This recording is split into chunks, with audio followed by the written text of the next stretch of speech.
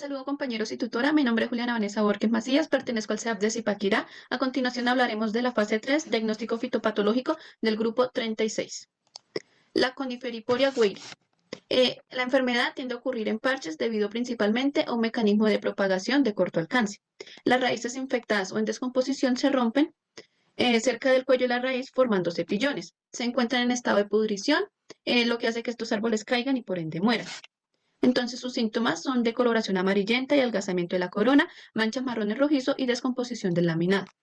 Sus signos, presencia de micelio, fructificaciones, exudados bacterianos, entre otros. La raíz laminada incluyen las hifas setales.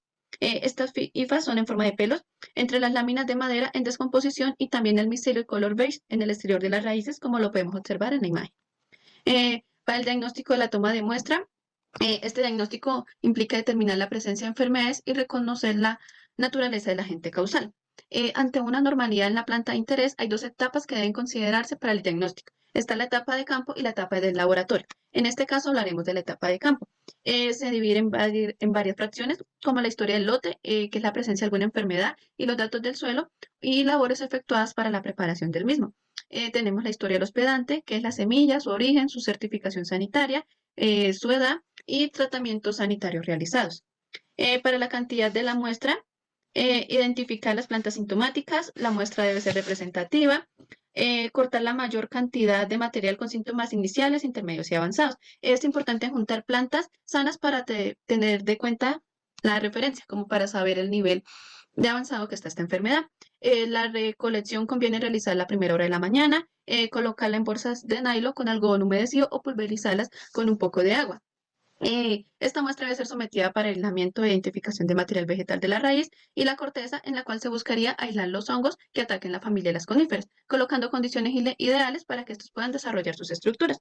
Entonces, se recolectó tejido enfermo, muestras de la raíz y tallo de 10 a 20 centímetros de largo y suelo cercano a la rizósfera, 500 o 600 gramos.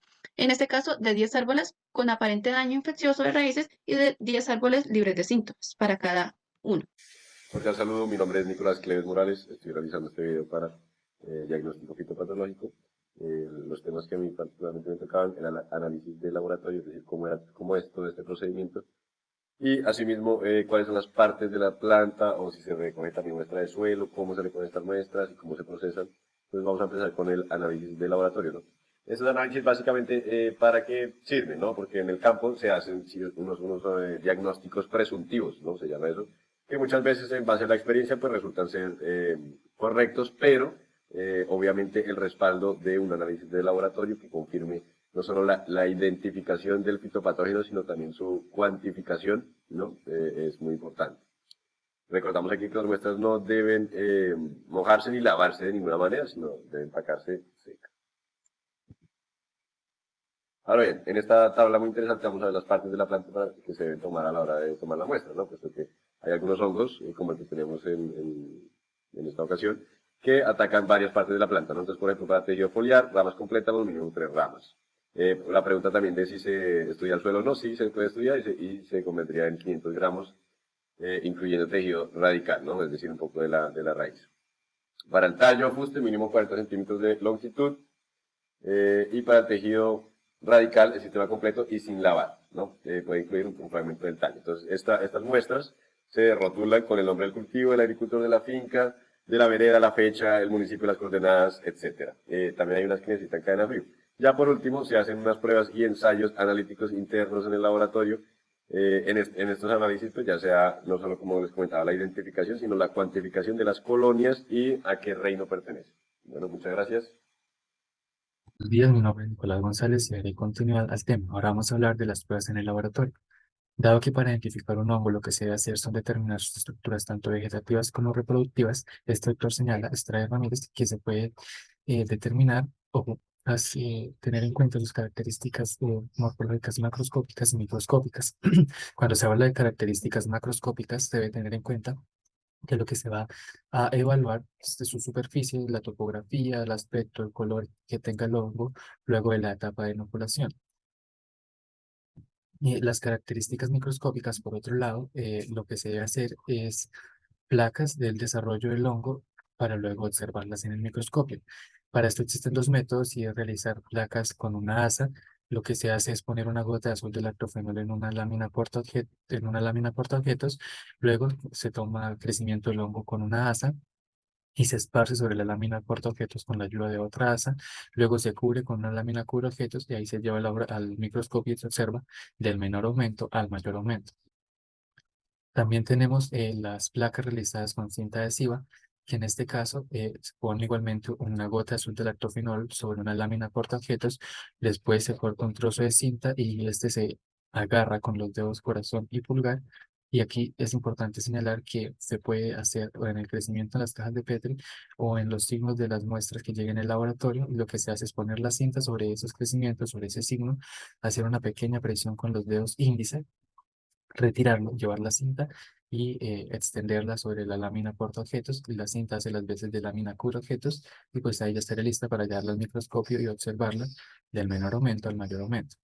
Ahora hablando en el caso de estudio de Conifericoria Bay, se podrían aplicar los métodos anteriormente descritos, digamos, por ejemplo, si se realiza una cámara húmeda de la muestra que llegue al laboratorio, pero Soto y Bolaños señalan que lo que se puede hacer es que con la ayuda de un estereoscopio realizar cortes en la muestra, cortes de la muestra, y esos cortes llevarlos al microscopio y observar las estructuras.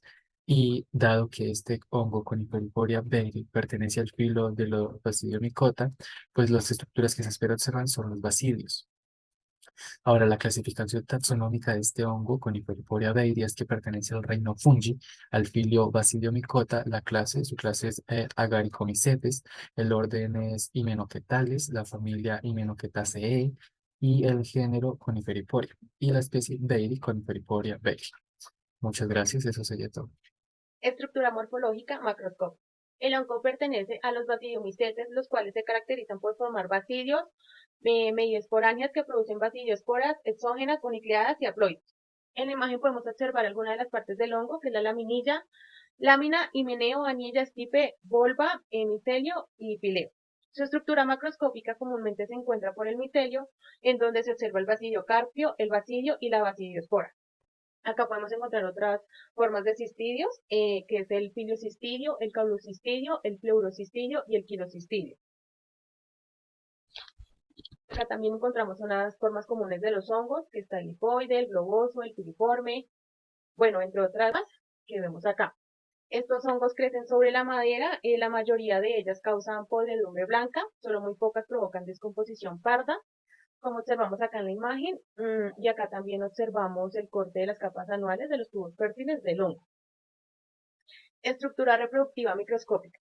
Su cuerpo fructífero suele ser extendido o extendido replegado, algunas forman basidiomas con pie o espatulados. Sus esporas son lisas, en algunos casos finamente ornamentadas con diversas formas, desde angostas, curviadas, anchas o globosas. Su himeneo es variable, pudiendo encontrarse tres tipos básicos de hifas que constituyen el basidioma. Esos tres tipos de hifas son generativas, de sostén o esquelética y de enlace. Las generativas son estructuras fértiles con paredes delgadas, ramificadas, septadas con fíbulas presentes o ausentes, como lo observamos en la imagen. Las esqueléticas son aceptadas, no ramificadas, con pared gruesa y alinas y coloreadas, como lo observamos acá. Y las de enlace son paredes gruesas, ramificadas, aceptadas y extremos acuminados, es como lo observamos acá. Cordial saludo, mi nombre es Diego Gutiérrez. Continuando con la información acerca del hongo fitopatógeno, hemos decidido revisar si se encuentra en la región de Colombia. Para ello hemos consultado las bases de datos de la Organización de Protección de Plantas de Europa y el Mediterráneo, EPO. Allí hemos encontrado registros únicamente en Estados Unidos. También buscamos en las bases de datos de Naturalista, encontramos más reportes, más número de reportes, pero para la misma región. Esto no quiere decir que se encuentre únicamente en Estados Unidos. De hecho, esta planta se encuentra reportada en 4 de los 5 continentes, tanto en listas A1 como en listas ya de plagas cuarentenarias oficiales. La más cercana a Colombia es Chile y se incluyó en el año 2019 en las listas A1. La lista A1 es una lista de especies que son catalogadas como potencialmente cuarentenarias.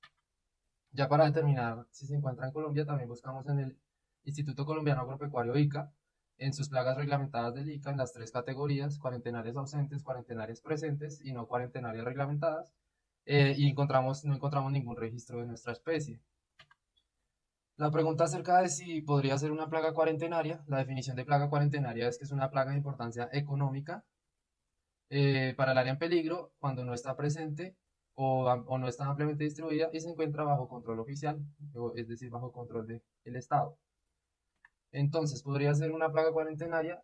Para ello hay un documento que son las normas internacionales para medidas fitosanitarias, que es de la FAO, y es un documento bastante extenso que tiene 3 fases. Uno de ellos es la categorización de la plaga, si es hongo, si es insecto, si es virus. La segunda fase es evaluación de las probabilidades de introducción y dispersión, es decir, sus métodos de reproducción, cómo podría ingresar al país, en dónde se encuentra. Y la tercera fase es la evaluación de las consecuencias económicas y ambientales potenciales.